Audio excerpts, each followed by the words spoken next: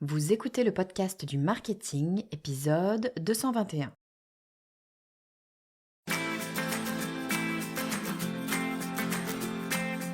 Bonjour et bienvenue. Je suis Estelle Ballot et je suis ravie de vous recevoir sur le podcast du marketing. À chaque épisode, je vous propose d'analyser les techniques marketing qui marchent, pas à pas et très concrètement, pour développer votre activité. Qu'on parle de marketing, de vente ou de business en général, on parle toujours de la même chose, on parle de convaincre. Convaincre un client d'acheter notre produit, convaincre un partenaire de travailler avec nous, convaincre notre boss de nous donner ce fameux budget, convaincre un prestataire de nous faire la meilleure offre. Convaincre, c'est le nerf de la guerre.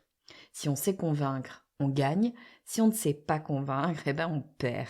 J'ai toujours trouvé ça extrêmement étonnant qu'on n'en parle pas plus, qu'on n'étudie pas plus les techniques de persuasion et les outils qui nous aident à le faire.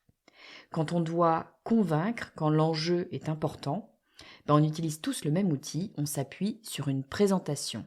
Sauf que personne ne nous a appris à construire justement une présentation. C'est quand même dingue quand on y pense, compte tenu de ce que ça peut nous apporter. On présente pour convaincre tout le temps, mais en fait, on n'a pas de stratégie pour le faire correctement. Je ne pouvais pas rester comme ça sans rien faire. Je suis allée chercher le spécialiste des présentations. Il travaille sur le fonctionnement du cerveau, sur les biais cognitifs, sur les méthodes de conditionnement et sur les stratégies de communication d'influence. Autant vous dire que convaincre, c'est son truc. Je vous propose d'accueillir tout de suite Henri de Berny. Bonjour Henri, bienvenue sur le podcast du marketing. Bonjour Estelle. Écoute, je suis très contente de te recevoir aujourd'hui. On va parler d'un sujet brûlant, d'un sujet un petit peu mystérieux presque. Quand tu m'en as parlé en off, je me suis dit, putain, mais c'est génial ce truc, on va aller modeler un petit peu l'esprit des gens, essayer de leur faire ce qu'on veut. Ça paraît presque un petit peu magique. Aujourd'hui, on va parler notamment de présentation et surtout de comment faire pour faire une présentation qui va véritablement convaincre les gens. On va parler de termes un peu bizarres comme le cerveau cognitif, la mémoire de travail, enfin des choses comme ça qui semblent un petit peu de l'ordre de l'alchimiste. Moi, j'adore cette idée. Tu vas nous expliquer tout ça. En tout cas, l'idée, c'est de comprendre comment est-ce qu'on va pouvoir convaincre les gens. Avant qu'on rentre dans le vif du sujet, Henri, est-ce que tu peux nous dire qui tu es et ce que tu fais ? Et oui, alors, juste pour rebondir sur ce que tu viens de dire Estelle, effectivement, c'est généralement le sujet auquel, tout le monde pense en s'endormant. Un PowerPoint, c'est le rêve de tout le monde. Bon, évidemment, c'est dit comme ça, c'est pas le sujet le plus intéressant et en fait, on va voir que, eh bien, il y a vraiment des choses à faire. Et moi, ça fait justement pour me présenter, ça fait, 10 ans que je fais ça. Je dirige, le cabinet Pressman, qui est un cabinet de conseil en stratégie de présentation et design de présentation et on accompagne, énormément de grands groupes à travers le monde sur un peu tous les secteurs, sur les prêts à gros enjeux. Voilà. Génial. Et donc, effectivement, on se dit, bon, je dois faire une presse aujourd'hui. Comment je fais pour faire en sorte que je puisse convaincre mon client, je puisse convaincre mon patron, je puisse convaincre mon associé. Il y a toujours quelqu'un à convaincre. Je suis d'accord avec toi, pas forcément le truc le plus sexy au monde que se dire, ah tiens, aujourd'hui j'ai une presse PowerPoint à créer. Mais en fait, on en a quand même besoin de tout ça et ça peut être ultra stratégique que de pouvoir arriver à convaincre la personne. Donc, j'ai presque envie de te dire, mais est-ce que, avant qu'on rentre dans le vif du sujet, est-ce qu'il y a une méthode, une façon de faire pour construire la bonne presse, la presse qui va convaincre quelqu'un ? Alors, déjà avant de répondre à ça, il y a ce que tu as dit, c'est-à-dire que quand on fait une présentation, évidemment l'objectif c'est de convaincre.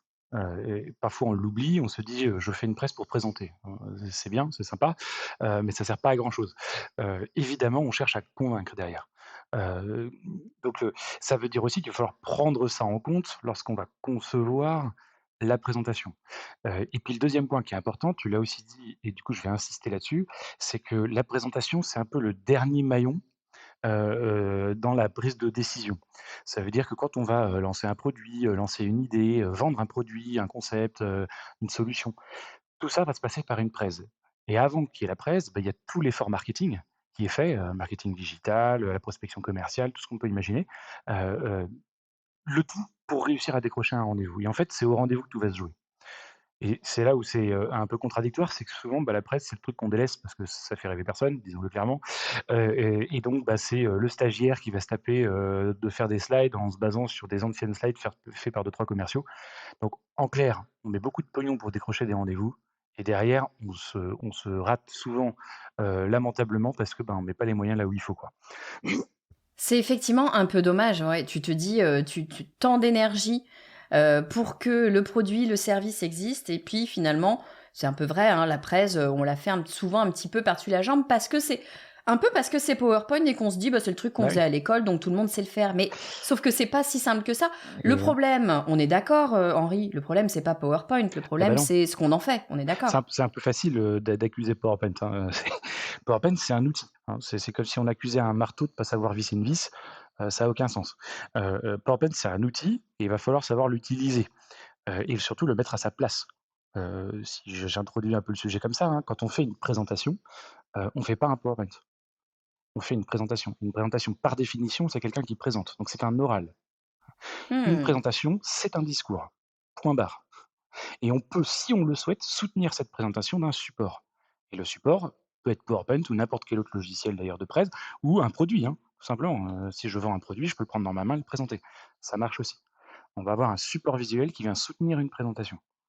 Est-ce que c'est utile? Oui. Tu voulais intervenir, excuse-moi.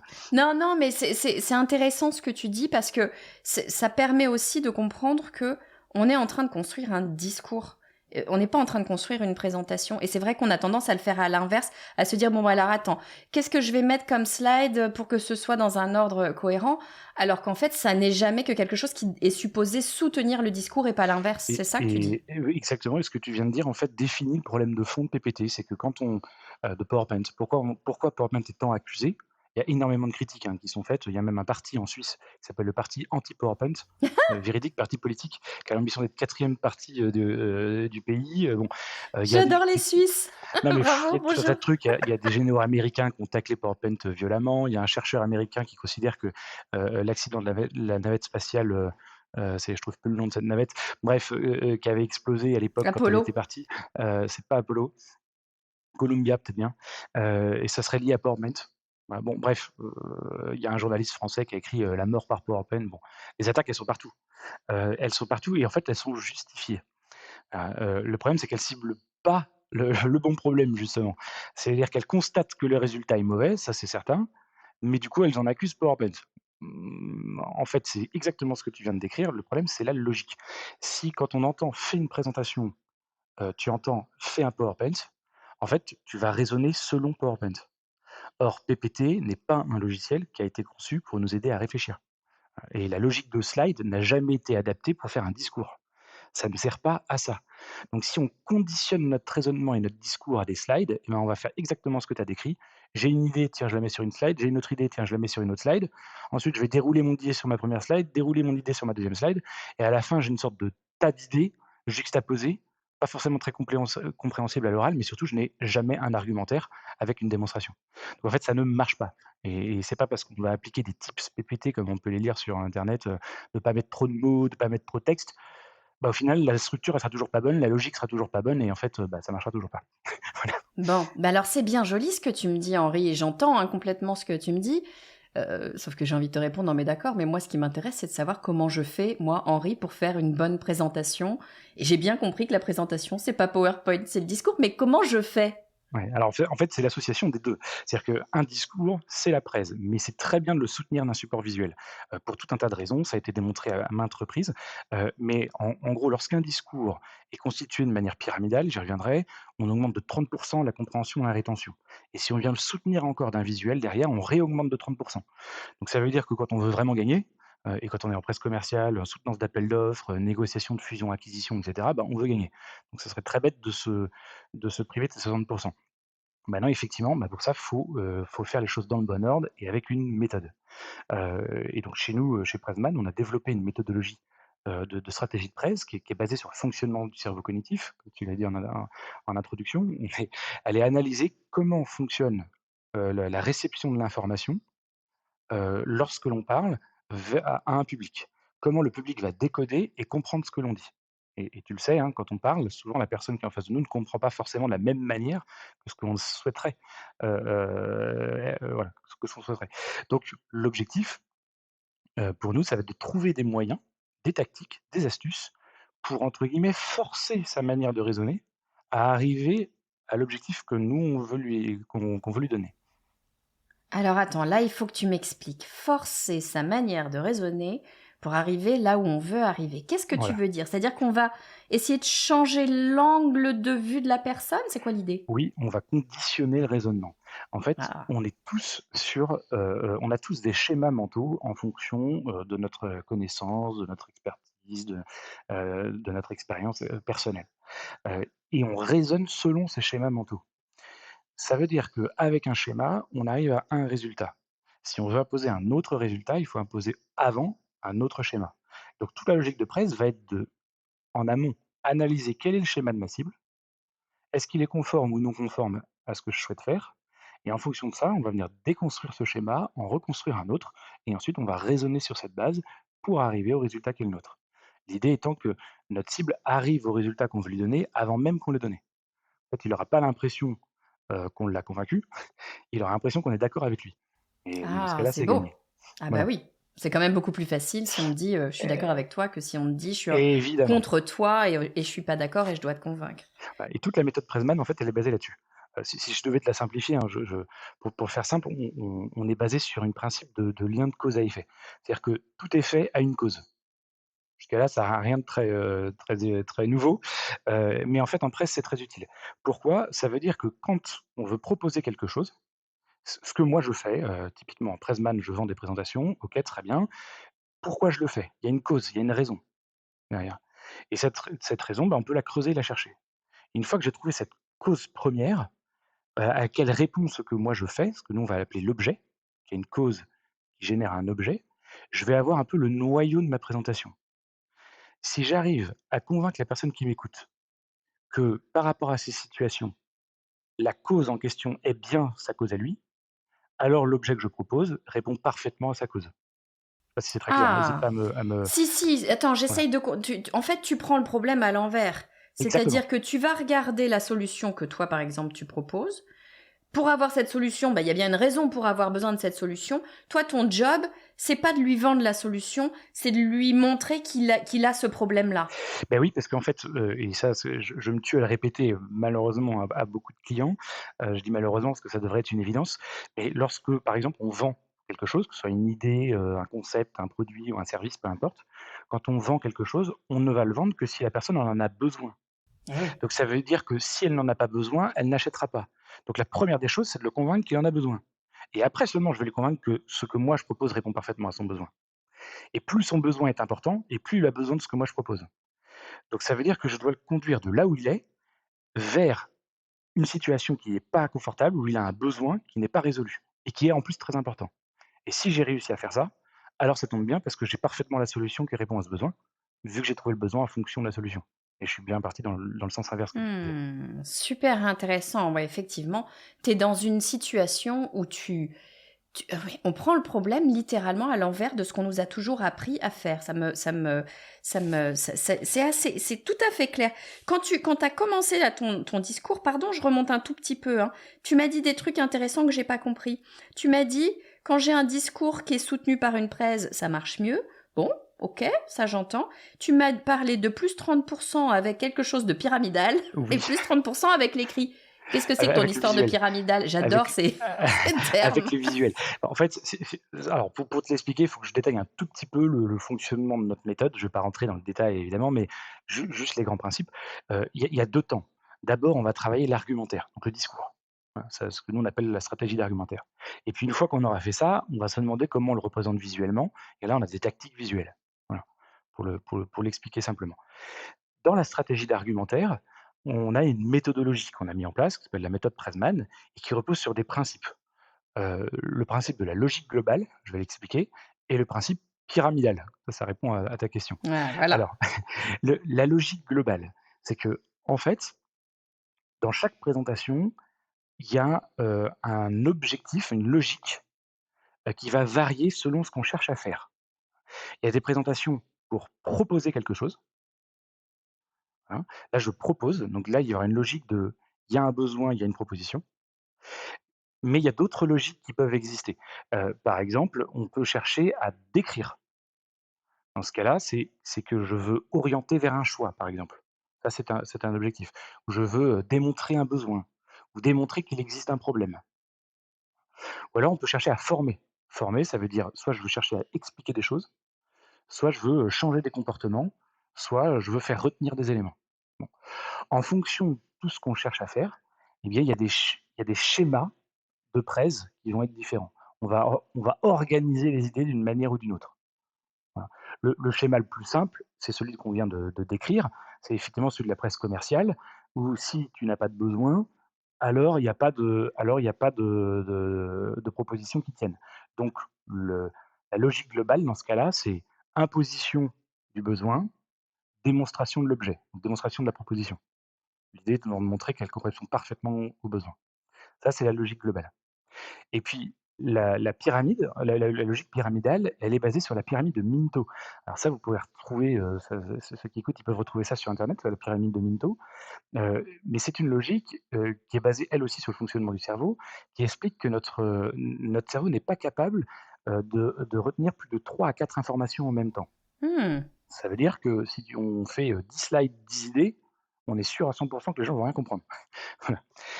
Et en fait, comment fait notre cerveau pour pouvoir traiter plus d'informations? Ben, il regroupe des informations connexes entre elles. Il fait une sorte de synthèse. Il dit: «Ah bah, ça et ça va ensemble, ça et ça va ensemble» et cetera.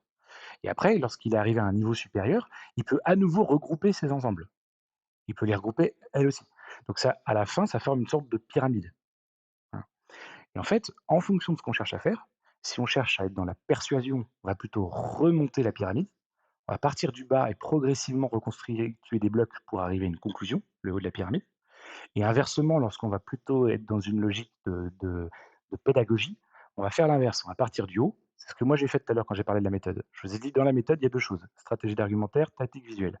Dans la stratégie d'argumentaire, il y a deux choses: la méthode et les outils. Je descends progressivement dans la pyramide. Ça, c'est la logique plus pédagogique. Voilà.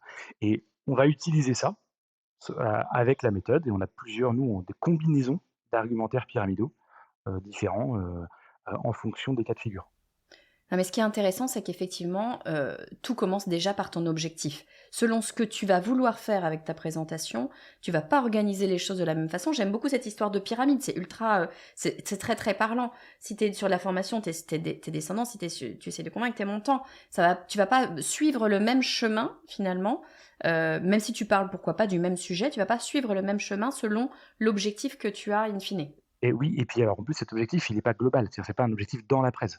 Parce que dans une même presse, tu vas avoir des parties de persuasion, des parties d'explication, et qui vont s'inverser, se coordonner en même temps, dans la même presse. Donc en fait, nous, comment on fonctionne pour, justement, donner un peu de matière, dans cette méthodologie, il y a 4 étapes. C'est assez simple. Il y en a les 2 premières, on va analyser le sujet, faut le dire comme ça, et les 2 deuxièmes, enfin les 2 dernières, pardon, on va, faire, le plan et le discours. Voilà. Donc ça veut dire qu'effectivement, tu as raison, d'abord on analyse. Là, tu disais, on part de l'objectif. En fait, nous, c'est le premier truc qu'on fait. On va aller regarder ce que nous, on appelle les paramètres de la presse. C'est-à-dire, quel est l'objectif? Et alors là, objectif, ça doit être un truc clair, hein. C'est pas, je présente. Très souvent, hein, dans 90 des cas, nos clients n'ont pas d'objectif clair. On met du temps à le trouver. On va aller regarder l'objectif, on va aller regarder évidemment les contenus, parce que comme nous, on travaille pour des clients, on ne connaît pas les contenus, donc on a besoin de se plonger dedans. On va aussi aller regarder tout ce qui est de l'ordre de la cible. Quelle est sa connaissance? Quelles sont ses objections potentielles? Quel est son niveau d'intérêt pour ce dont on va parler? Et puis le contexte. Le contexte, c'est qui va parler à qui, dans quelles circonstances. Bon, ça, c'est un peu les paramètres de base. On a besoin de les avoir pour pouvoir réfléchir. Et justement, ce qu'on va faire, c'est la deuxième étape, c'est qu'on va réfléchir, c'est ce que nous, on appelle les fondamentaux. On va essayer de trouver les fondamentaux. Dans une presse, nous, on parle du cœur de presse, qui pour nous, c'est tout se construit autour de ce cœur de presse. Tout à l'heure, on a parlé du lien de cause à effet. Donc, il y a une cause qui génère un objet. En fait, le cœur de presse, c'est ça. Quel est l'objet et quelle est la cause? Quelle que C'est soit la quoi les presse, fondamentaux? Ça veut dire c'est le cœur du message que tu veux transmettre? en fait, ce sont les deux points, les deux blocs d'idées essentiels dont on va avoir besoin dans cette présentation. Je vais forcément chercher à dire quelque chose, ça c'est mon objet, Et si je cherche à le dire, il y a forcément une raison pour laquelle je cherche à le dire, ça c'est la cause. Dans une presse commerciale, mon objet, c'est ce que je vends, ma cause, c'est le besoin. Et ça, quelle que soit la presse, je vais en avoir un. Donc nous, première étape, une fois qu'on a un peu analysé les paramètres, on cherche ces fondamentaux. Quel est l'objet? Quelle est la cause? Voilà. Donc après, on pourrait détailler, hein. Dans la cause, on va chercher quelle est la situation, quelle est la perturbation, quels sont les problèmes. On va essayer de faire une synthèse de tout ça. Je passe. Et puis dans l'objet, on va se demander, mais quel est le concept de fond? Au fond, qu'est-ce qui est proposé? En quoi c'est vrai? Donc, quelles sont les preuves? Les preuves de l'objet en lui-même, mais les preuves aussi de qui produit cet objet. Donc l'entreprise, corporate, etc. Ce qu'on appelle l'émetteur. Et puis, il y a aussi tout ce qui vient rassurer. C'est en quoi, ça paraît crédible tout ça? Est-ce que c'est facile à mettre en place? Est-ce qu'il y a un bon relationnel? Est-ce qu'il y a un vrai ROI et cetera? Tout ça, ça va nous permettre de bien comprendre l'objet. Donc on a et l'objet et la cause. Et une fois qu'on a compris le contexte de la presse et qu'on a vraiment l'objet et la cause, alors on a tout ce qu'il faut pour pouvoir travailler et mettre en place un plan. Voilà. Et là, le plan, bah, ça va suivre cette logique dont je parlais tout à l'heure, logique globale et pyramidale. En fait, ce qu'on fait, c'est qu'on se demande, OK, quelle typologie de presse, avec quelle typologie de presse j'ai? Est-ce que, par exemple, je suis dans une presse commerciale avec une logique qui est besoin-solution? Parce que là, ma logique globale, c'est besoin-solution. On se pose aussi la question de l'intensité. Est-ce qu'on va devoir beaucoup travailler le besoin ou pas beaucoup? Est-ce qu'on va devoir beaucoup travailler la solution ou pas beaucoup? Ça dépend du niveau de connaissance ou d'objection de la cible. Et puis enfin, le type d'usage. Est-ce que ça va être une presse orale ou est-ce qu'en fait, c'est pas une présentation? Est-ce qu'en fait, c'est juste une plaquette qui a été faite sur PowerPoint et qui est envoyée par mail? Ça peut Mmh. exister aussi. Dans ce cas, c'est Bien plus une sûr. presse. Ça se réfléchit pas du tout de la même manière. Et quand on a tout ça, eh ben, on est capable de mettre en place une structure globale. C'est-à-dire qu'on va trouver quelle est la situation de départ, quelle est la cause, quel est l'objet, quelle est l'étape de validation dont on a besoin après. Et on va pouvoir en fait noter les grandes étapes. Et une fois qu'on a les grandes étapes, bah, il n'y a plus qu'à, dans chacune de ces étapes, venir mettre les arguments que l'on veut utiliser. Les arguments, c'est ce que nous on appelle les blocs d'idées. C'est-à-dire, d'abord, je vais démontrer que ça, bloc d'idées. Ensuite, je vais expliquer que ça, bloc d'idées. Ensuite, je montrerai qu'en fait, c'est pas si simple. Troisième bloc d'idées, etc. Et chacun de ces blocs d'idées va être structuré de manière pyramidale. Comme je disais tout à l'heure, soit dans un sens, soit dans l'autre, soit avec une succession de sens. Voilà, donc nous, on a créé des modèles, entre guillemets. Alors, je ne veux pas des combinaisons d'argumentaires pyramidaux, faut le dire comme ça. Je ne vais pas les détailler, je donne des noms. On a le parallèle structuré, le parallèle progressif, on a la logique linéaire, la logique conclusive, bon, etc. À la limite, on s'en fiche. C'est-à-dire qu'on va combiner des manières de le faire pour chacun de ces blocs d'idées. C'est pour ça que tout à l'heure, quand j'ai la pyramide de Minto, on ne l'utilise pas de manière globale sur la presse, c'est par bloc d'idées, il va y avoir des combinaisons. Comme ça, chaque bloc d'idées atteint son objectif. En fait, l'idée, c'est qu'à la fin, on a une succession d'argumentaires qui atteignent chacun leur objectif avec un peu l'effet cliquet. J'ai dit ça, donc c'est vrai, donc je peux passer à la suite. Or, maintenant que je l'ai dit et que c'est vrai, alors je peux vous dire que. Et donc, on a une succession de causes vers des effets qui arrivent à l'objet. Super clair. Donc en fait, cette histoire de pyramide, moi j'aime beaucoup cette pyramide parce que je trouve que c'est très facile de l'imaginer Oui. dans un sens ou dans l'autre. Et Mhm. tu comprends bien effectivement comment tu l'utilises. Ce qui est intéressant, c'est de se dire, bah, on a un petit peu appris à l'école que quand tu devais faire une présentation, tu avais un objectif et puis tu découles et tu dois venir prouver ton objectif. Là, ce que tu es en train de dire, c'est qu'en fait, on en a plein d'objectifs qui peuvent être des objectifs différents avec des structures différentes, mais que un objectif amènera un autre qui permettra d'amener à un autre, qui permettra Exactement. d'amener à un autre. Et donc, on va passer d'une Exactement. structure à une autre tout le long de notre discours, finalement. Eh ben, en fait, ce que tu viens de décrire, c'est le principe de l'argumentaire. Un argumentaire, c'est si ça est vrai, alors je peux continuer. Hmm. Hop, je continue. Alors, puisque c'est vrai, et cetera. C'est un chemin, un argumentaire, c'est un chemin progressif avec des validations étape par étape jusqu'au résultat que je voulais obtenir. Donc c'est pour ça d'ailleurs, ce que tu viens de décrire, hein, c'est exactement pour ça que la succession de slides ne peut pas marcher. Ça ne peut pas être un argumentaire. Et donc, on aura beau appliquer toutes les règles qu'on peut lire sur internet avec le nombre de mots, le taille de police minimum, et cetera, on ne résolvera jamais le problème. Mais alors du coup, pardon, moi demain j'ai un argumentaire à faire, je dois aller faire une présentation devant, je sais pas, des clients par exemple. Mmh. Tu m'as dit que c'était quand même vraiment bien d'avoir un PowerPoint, d'avoir un support écrit pour Oui. pouvoir venir soutenir mon argumentaire. Mais tu viens de me dire que PowerPoint ne va pas pouvoir le faire. Comment est-ce que je fais, moi, pour organiser mes slides, pour avoir quelque chose qui va pouvoir m'aider? Bah, en fait, ça arrive après. C'est-à-dire que, une fois que tu as fait ton discours, alors tu vas pouvoir te demander comment tu le représentes. D'ailleurs, nous, une fois qu'on a fait le plan stratégique, dont je te parlais, avec les blocs d'idées et pour chacun, comment on va l'argumenter, et ben, après, on va noter le discours. C'est-à-dire que pour chaque bloc d'idées, on va se demander comment on le dit et à la fin, on a un discours. Une fois qu'on a un discours, on a la presse, puisque la presse est un discours. Mais effectivement, je te l'ai dit aussi, c'est bien de soutenir ça d'un visuel. Et donc là, l'idée, ça va être de sortir totalement de la logique de j'ai des slides et puis j'ai quelqu'un qui les commente à l'oral, mais ça va être de rentrer dans la vraie logique de presse, c'est-à-dire j'ai un discours et ce que je dis au moment où je le dis progressivement se construit à l'écran. Donc nous, c'est Est-ce ce que qu'on va ça veut... faire. Oui, Pardon, je te coupe, mais j'ai l'impression d'avoir une épiphanie. Alors peut-être que je suis complètement à côté. Est-ce que ça veut dire que ta slide, c'est une illustration de ce que tu es en train de oui, dire? oui, précisément. Et d'ailleurs, ça me permet d'insister sur un point. Quand on parle, c'est progressif. On ne voit pas tout ce que je vais dire à l'avance. Oui. Puisque de fait, hein, quand on parle, il y a un temps qui avance et donc je dis des choses progressivement. Ce qui veut dire que mes slides, elles doivent se construire aussi progressivement. C'est ce que nous on appelle, c'est un des principes sur lequel on fonde le tactique visuel, qui s'appelle la continuité chronologique, que nous on appelle comme ça. Ce qui veut dire que quand je dis quelque chose, progressivement, ça se construit et si je parle d'un sujet et qu'après je continue à en parler, alors ce que je voyais précédemment doit demeurer à l'écran.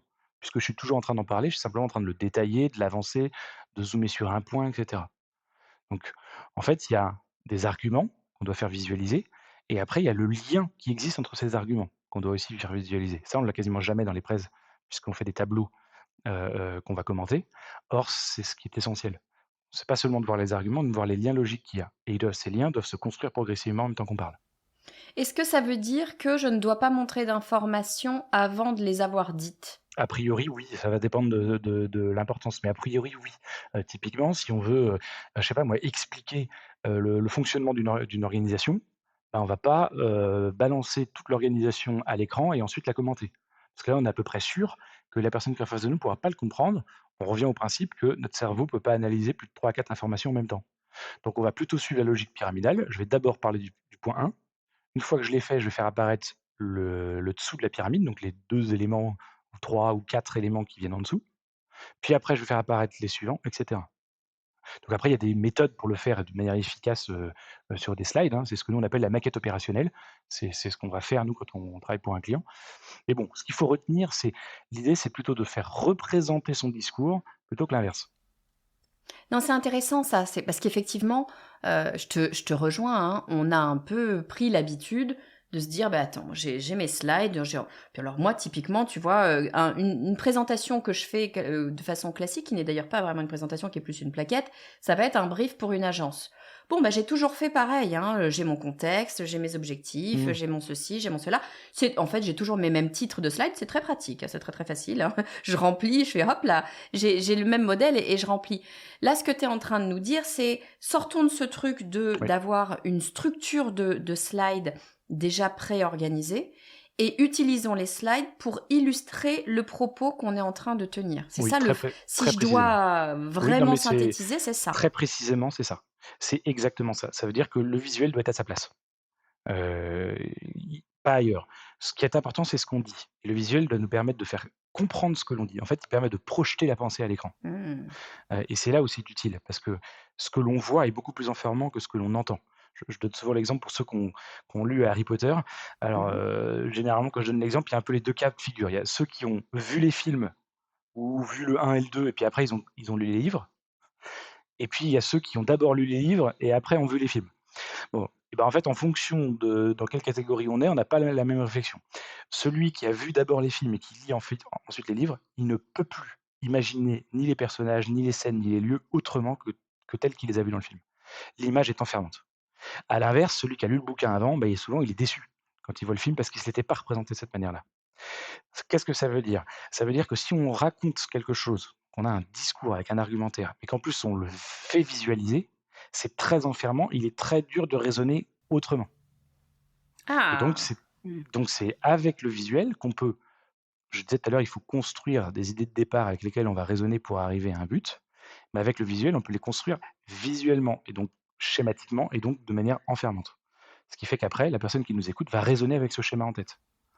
Est-ce que ça veut dire, c'est une vraie question, est-ce que ça veut dire que j'ai plus intérêt à illustrer donc mes slides, hein, à illustrer, à mettre dans mes slides des images que du texte, ou est-ce que ça n'a pas Non. d'impact?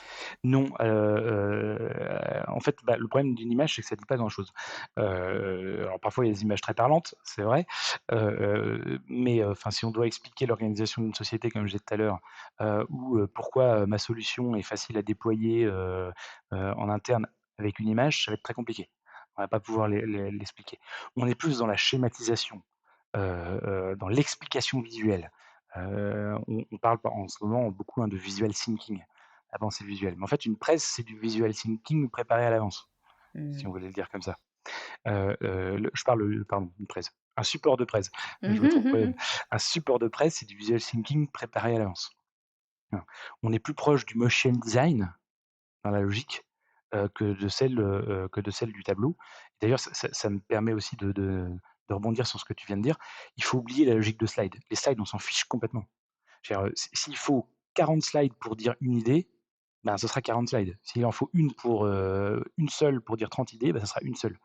Le nombre de slides ne dépend pas, du temps qu'on a en présentation, il dépend de ce qu'on dit. Un même discours de 10 minutes peut être fait devant aucune slide, devant une slide ou devant 100. Et c'est le discours qui va déterminer le nombre de slides.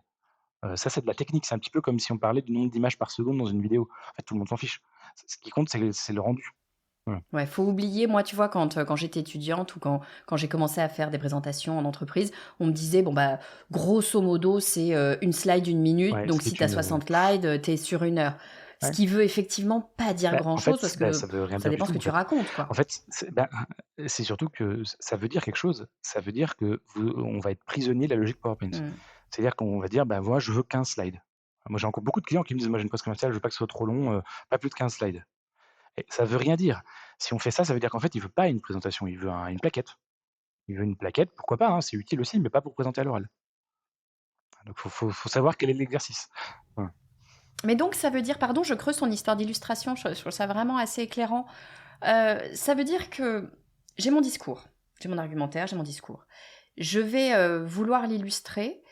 Mon travail, ça va être quoi? Ça va être de trouver le mot qui essentialise, le mot qui fait cliquer une idée, le mot. C'est quoi que Alors, je vais aller chercher? ni un ni l'autre. Le but, c'est vraiment d'illustrer exactement ce que je dis. Voilà, et pas autre chose. Donc en fait, si tu veux, il faut qu'il y ait un lien précis entre ce qui est vu et ce qui est dit. C'est comme dans un film. Si le son, quand quelqu'un parle, n'est pas coordonné, au mouvement de ses lèvres, ça fait bizarre. On se dit qu'il y a un problème dans la doublure.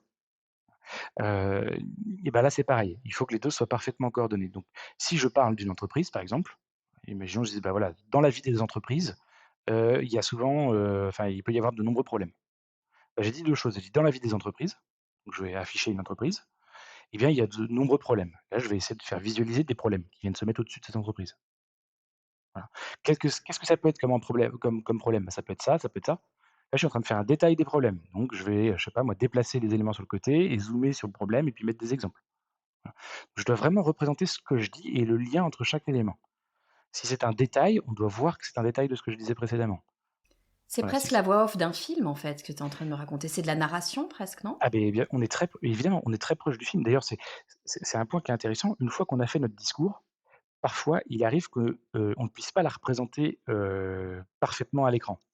Heu, Si je reprends l'exemple de l'entreprise là avec les risques, si je dis, «Il y a de nombreux risques dans la vie des sociétés», si c'était ça mon discours, bah, ça je peux pas le représenter. Je peux pas parce que je peux pas présenter des risques si j'ai pas encore montré l'entreprise. Donc ça veut dire que je vais devoir ajuster mon discours pour qu'il puisse fonctionner visuellement. C'est le même travail que quand on a un livre et qu'on veut faire en sorte qu'il puisse passer dans un film. On ne peut pas prendre le livre et le donner au scénariste directement. On doit d'abord faire un scénario. C'est ajuster ce qui va être dit et ce qui va être vu. Et les 2 doivent se coordonner parfaitement. C'est super intéressant. J'avais jamais pensé à une présentation comme à une scénographie, comme un film.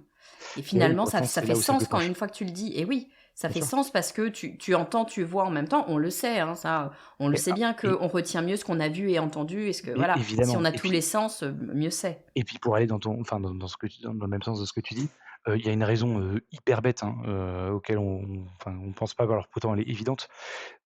Quand on présente avec un support, il y a 2 sources d'information. Il y a quelqu'un qui parle et il y a un support visuel. Essaye de regarder la télé et d'écouter en même temps une émission de radio, même si elle parle du même sujet. C'est impossible. Donc ça veut dire que si je dis la même chose que ce qu'il y a sur mes slides, il y a une des 2 sources d'information qui sert à rien et qui gêne en plus ceux qui écoutent, qui ont du mal à écouter parce qu'ils lisent et qui ont du mal à lire parce qu'ils écoutent. Et ça, il y a beaucoup de présentateurs qui s'en rendent compte. Du coup, qu'est-ce qu'ils font?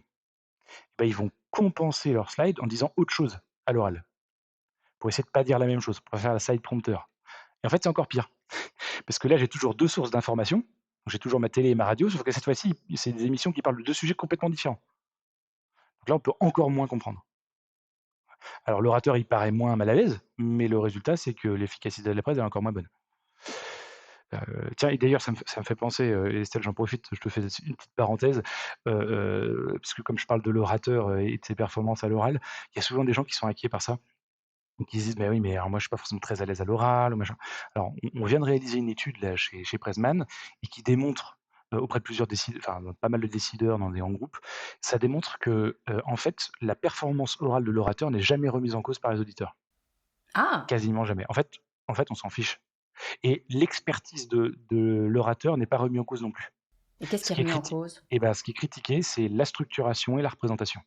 C'est-à-dire c'est pas clair, la compréhension n'est pas bonne et puis, il y a une difficulté à comprendre parce qu'il y a une concurrence entre l'orateur et son support. Donc en fait, on est au cœur même du problème qu'il faut résoudre et dont on parle depuis tout à l'heure. Écoute, super intéressant. Merci. Je vais même pas, tu sais, habituellement, je fais un résumé, mais là, on a parlé tellement de choses, et à la fois en profondeur et à la fois de façon très globale, que je vais pas me lancer dans un résumé. Je vous laisserai réécouter l'épisode, d'ailleurs, si vous avez envie de le réécouter. Mais ce que je trouve, en tout cas, ce que je retiens, ce que je ressors, moi, de tout ce que tu viens de nous dire, c'est que je me plante quand je pense à ce que c'est qu'une présentation. Parce qu'effectivement, et pense que je suis pas la seule, quand tu me dis présentation, je pense à mon PowerPoint, alors que ce que tu nous dis, c'est que non, le PowerPoint, c'est jamais que le support de la présentation. Ma présentation, c'est mon discours, c'est mon argumentaire, c'est tout ce que je vais aller apporter. Et deux, que j'aime beaucoup cette idée, et tu vois, je l'avais véritablement jamais pensé comme ça, que ma présentation, c'est la narration d'un film. Et Oui, que mais en fait, il faut c'est vraiment bien que je le sûr. vois comme un scénario finalement. Et que j'aime beaucoup ce que tu disais, c'est un peu la différence entre, t'as le bouquin qui dit plein de choses, qui est voilà, ou qui peut nous emmener dans un imaginaire très profond. Mais si je veux le transformer en film, il va falloir que je fasse quelques petits ajustements. C'est rare que je puisse, à moins que le bouquin ait été construit comme ça, mais c'est rare que je puisse le mettre directement parce qu'il va falloir que, l'image illustre le propos et que l'un et l'autre finalement se répondent. Donc ça, je trouve ça vraiment assez Tu parlant. vois, si on devait, résumer, je vais tenter, comme ça, pour reprendre pareil là les mots que tu utilisais, mais si on devait résumer, en fait, d'abord on va réfléchir à l'histoire de notre film, si je reprends l'exemple du film, hein. C'est pas forcément nous ce qu'on utilise comme exemple chez Pressman, mais c'est pas grave, c'est pour reprendre le tien. Heu, D'abord on va réfléchir à l'histoire, qu'est-ce qu'on cherche à dire? Qu'est-ce qu'on cherche à faire ressentir comme émotion? Ça, c'est toute la stratégie. Ensuite, on va écrire le scénario, ça c'est le discours et après on va réaliser le film, ça c'est la maquette opérationnelle. Voilà, Génial. je vais résumer. Écoute, super clair. J'adore, j'adore. Merci beaucoup, Eh Henri. bah, je C'est t'en un prie. épisode, moi, qui m'a éclairé. J'ai eu des épiphanies pendant cet épisode, donc Voilà. j'espère que nos Comme auditeurs, quoi nos des sujets auditrices passionnants comme aussi. PowerPoint Mais peuvent oui, parfois être passionnants quand même. mais évidemment, j'en étais sûre avant qu'on démarre cet épisode. Henri, si on veut en savoir plus, si on veut te contacter, si on a des questions à te poser, si on veut, voilà, creuser le sujet, Bah, comment déjà, est-ce faut qu'on pas peut hésiter. faire pour te... Voilà, déjà, C'est je la suis la d'accord. 1re chose. Où est-ce qu'on Et peut te bah, retrouver, c'est simple, dis-moi? hein, vous allez sur le site de Pressman et vous pouvez nous contacter directement, il y a un formulaire de contact. Et puis sinon, vous avez mon adresse email, henri avec un i, @pressman.fr. Eh ben génial. Je mettrai évidemment tous les liens dans les notes de l'épisode. N'hésitez pas à contacter Henri, à contacter Pressman si vous voulez avoir de vraies présentation PowerPoint, eh bien, vous pouvez Alors, de vraies aller présentations le tout voir. court. Mais oui, je rigole, bien sûr. Non, mais véritablement, je pense que c'est un vrai sujet à creuser parce que, comme tu le dis, on met beaucoup d'efforts, notamment en marketing, pour développer nos services, nos produits, ce qu'on a à proposer. Et on se plante souvent sur la dernière ligne droite, c'est un petit peu Ouais, dommage, donc exactement. allons-y. Eh bien, parfait. Merci beaucoup, Henri. T'es le Merci bienvenu Estelle, quand merci de tu ton veux sur le invitation. podcast du marketing. Avec grand plaisir. À bientôt. Merci infiniment, Henri, d'avoir partagé avec nous toutes ces techniques de persuasion, ces stratégies pour construire finalement cette présentation, ce discours qui va nous permettre, eh bien, de convaincre, de persuader la personne que l'on souhaite persuader, que ce soit finalement un client, que ce soit un partenaire, que ce soit notre boss, peu importe finalement.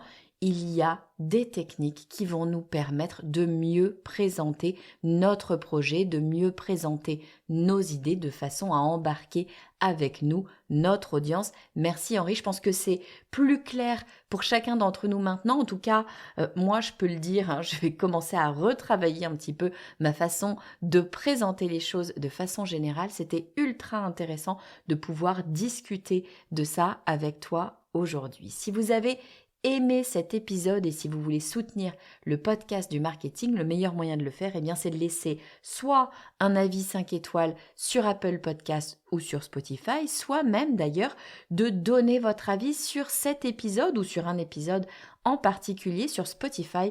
Vous pouvez le faire très facilement, directement dans l'épisode. Vous pouvez nous dire si cet épisode est intéressant ou non, ce que vous en avez pensé, ce qu'il apporte aux personnes. Ça donnera une idée aux autres personnes qui pourraient regarder cet épisode et se poser la question de savoir si ça vaut la peine de l'écouter. Ça leur donnera une idée sur ce qu'il faut faire.